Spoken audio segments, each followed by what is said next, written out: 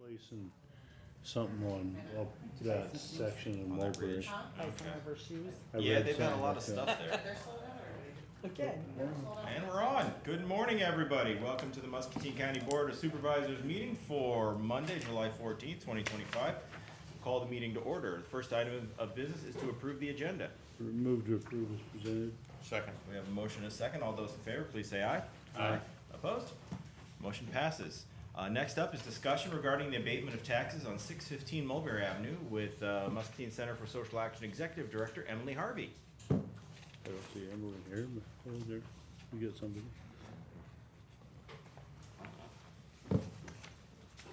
Good morning. My name is Katie Kelly, and I'm filling in for Emily. I'm the program director at Muscatine Center for Social Action. We are requesting that the county abate taxes on our property at 615 Mulberry. And I believe that there is a few letters in your packets, and I'm open to taking any questions regarding that. How far along is the redevelopment of that property? At this point, it is moving along quite quickly. We should be done with construction, Ron. So August-ish, maybe September. That's what we're hoping for. Is that, is 615, is that right there by Little Caesars? That's Yeah. that first house that now is painted white, looking much better? Correct, that's correct. And what are you guys gonna use that for?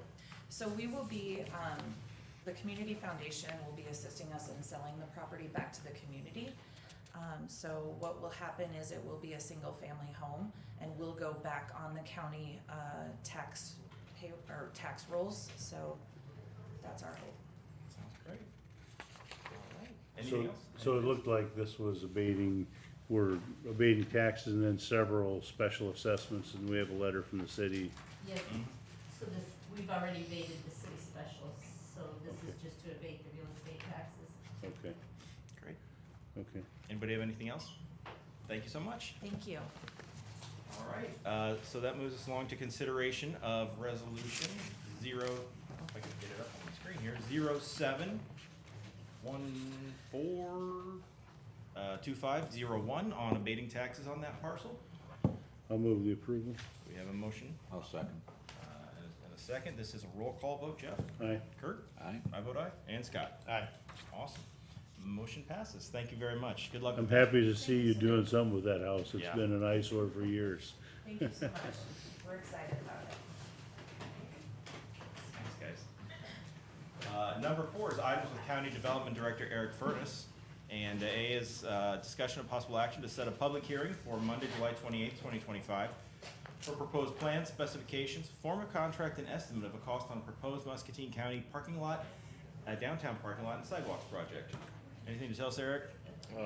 We have all those things in hand, so we're just getting the public hearing set so that, the public is notified they can come in and review the plans and specification, form of contract if they want. Just to clarify, we're just looking at, doing the jail parking lot and sidewalk and the East Fourth and Walnut Street sidewalks. We're not doing anything with this parking lot. We have, some preliminary plans in the study and design done for this, but just due to budget and kind of some unknown, future renovation or not of this building, we're not gonna proceed with doing anything with the concrete parking lot. I had one question about that, Eric, did we engage Brad for construction management, or are we doing that? He's gonna do that? He's gonna do, He's yes. follow it through Yes, completion? yep. Okay. Okay. I will make a motion, we set that public hearing. We have a motion I'll second. and a second. Any discussion? All those in favor, please say aye. Aye. Opposed? Motion passes. Anything else, Eric? We did have a little water in a couple buildings with some of the big rain, nothing major, no damage. There was a little water in 2 places in this building on Friday night and then in the community services building, which we have a project coming up that hopefully are gonna address a lot of that waterproofing around the foundation, so. I did go up and look in the courthouse attic, right after some of the big rains. Everything looks dry, and so our new roof and gutter system is doing a good job there. Nice. So. Good. Good deal. Anything else? All right, moving on to item 5, items with Conservation Director Katie Hammond. Good morning, Katie. Good morning. So today I'm asking you guys to fill a naturalist intern position. So that was budgeted for in the FY26 budget. And starting July 1st officially, we have the funding to do that. I'm just asking you guys to allow us to fill that. So this year will just be kind of a half because we'll probably just go through the end of August or so. And then next summer we'll have that to start the season with. So questions about it? I gave you a See copy the of the posting. position description today. That would be full-time while it lasts, right? Yeah, we usually do like 37 and a half hours instead of 40, but yes. Sure. Okay, So they can work up to 40 in a week, but not over. looks good. Any- So move the approval. Okay, got a motion? I'll second. Got a second. Any further discussion? All those in favor, please say aye.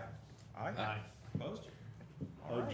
How'd your event go? I was unable to make it. I had another commitment, but It was really fun. We had a good group of people. I think there's probably like maybe 200 or so plus people in the park that day. And so I did fishing.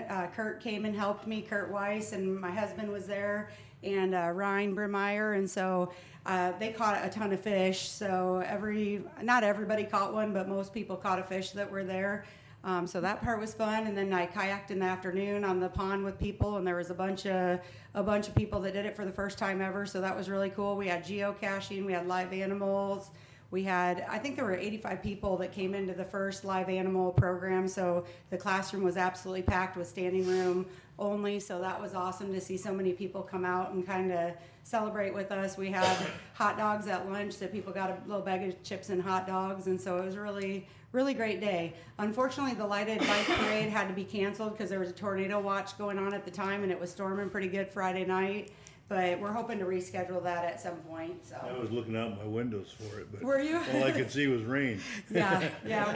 We waited as long as we could to cancel. We're like, we're gonna wait till 6 o'clock, and I'm like, there's a tornado watch. We can't take kids out on the trail right now. So, but that all went really well, and then.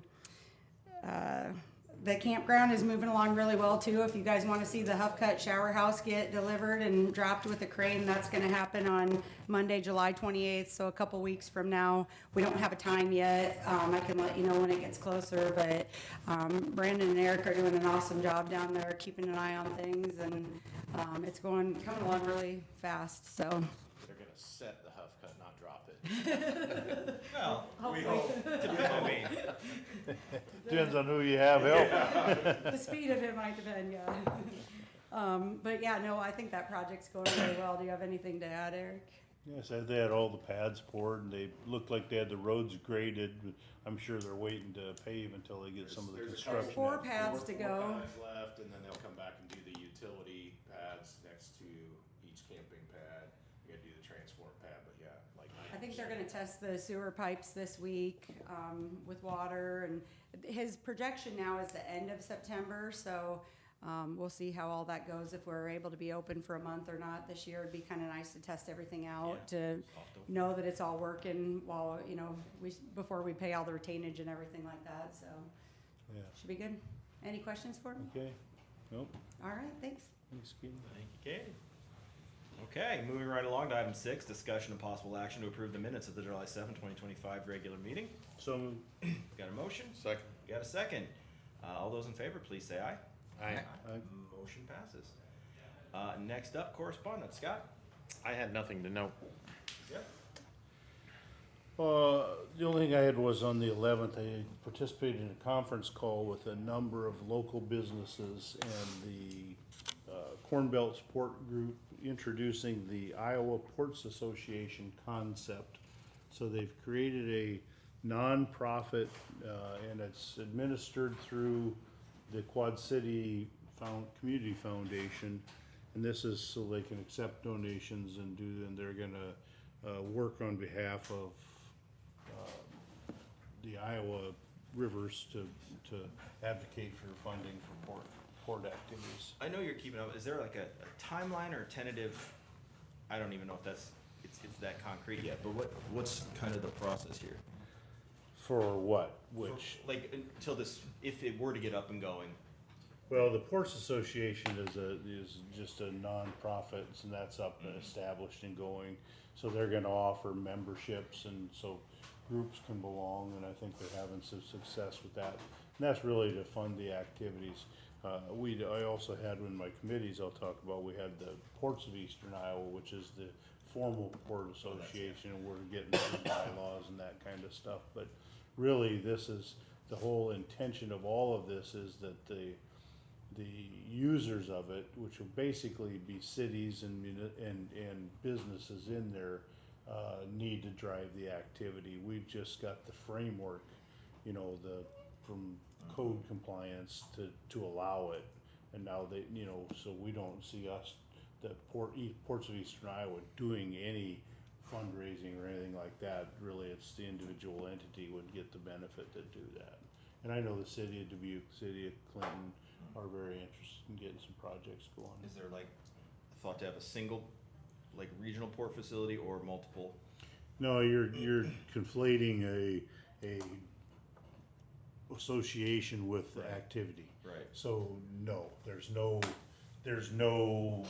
port per se. If you think about a physical port, it's really an association of the various terminals and activities within the region. Doesn't it allow you to access federal funds? It allows you to access There federal you go. funds. That's the key. That's the Gotcha. key. And you gotta do that based on activity and interest, which there's nothing now on this side of it. And they're just aggregating it so it's big enough to show up on the federal radar. It's already, the business is already there, it's just never quantified and given to the feds. What the, you know, that's, and Colonel Sinkler will point out, you know, there's been very little federal funding in this area. And the Iowa side of the river in these, like our counties, we're like the 60th largest port in the US. So bigger than about the same size as the Port of Miami. And we've gotten no funding.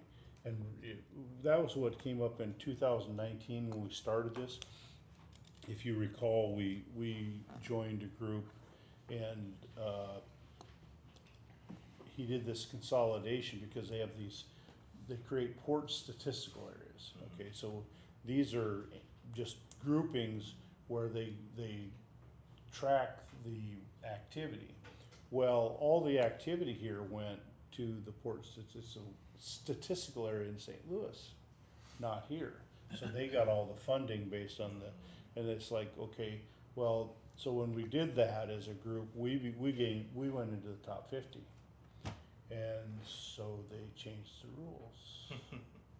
And so that was why we had to do the reorganization in the Ports of Eastern Iowa and Illinois split. And so it's just reshape it to do what needs to be.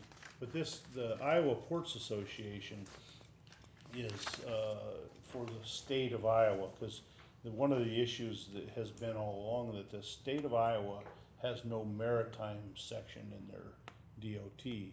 All the other states around us, you know, Missouri, Illinois, they all have a maritime section, which allows them to access federal funds for some things in development. So now the Iowa Ports Association is an Iowa entity, and they're gonna advocate on the behalf of the Missouri and the Mississippi ports. I don't know if I made everybody aware, last year, there was a proposal by the Coast Guard to drop the ATONs in the Missouri River. And actually, Grassley's office reached out to us, the Ports Association. We did a letter of support for them, and they dropped that because that Port of Blencoe, which is up by Sioux City, I think, they got about a $10 million federal fund last year. And you know, keeping navigation is important for both rivers, so. And the Coast Guard has dropped their plan to drop the ATONs in the Missouri, so it's having effect. Excellent. Thank you. Appreciate that. Let's see. I had I had an inquiry from a gentleman about unknown parcel. Yeah. So I directed him to consult a local attorney. Also had someone ask, just kind of informally, the activity on Cedar Street there next to the jail that's going on. They wonder how long that would be going on. I said I'd ask. Hopefully another 2-3 weeks. Okay. few more sections of large panel, and they gotta go back and trim out. Yeah. All the windows and penetration stuff, maybe a month at most. Okay, thank you. Kurt, I have no correspondence. how about communities? For committees, on Thursday the 10th, I had Muscatine County Fair Board meeting. And reminder, the fair starts Wednesday through this Sunday. Very good, very good. I did not have any committees, Jeff? So on the 9th, at the ports of eastern Iowa, we're gonna get through the administrative stuff, have bylaws now, so we're moving forward. On the 11th, had the Region 9 Transportation Policy Committee. We looked at the long-range transportation plan and getting that approved and adopted, I guess. We got good news, right? I know Tech Committee, I don't know if you guys got that yet, where they had made a mistake in the calculation, so we have about $500,000 more than we thought we did from previous years give back. So I'm sure the technical committee will look at programming that in the next fiscal year. Yeah. And all I had was on the 11th of the Region 9 as well. Okay. Item number 9 then is receive information from county employees. Anybody itching to tell us something? Nope. All right, how about comments from the public? Seeing none, unless anybody has anything else, we're adjourned. Hey, Jim?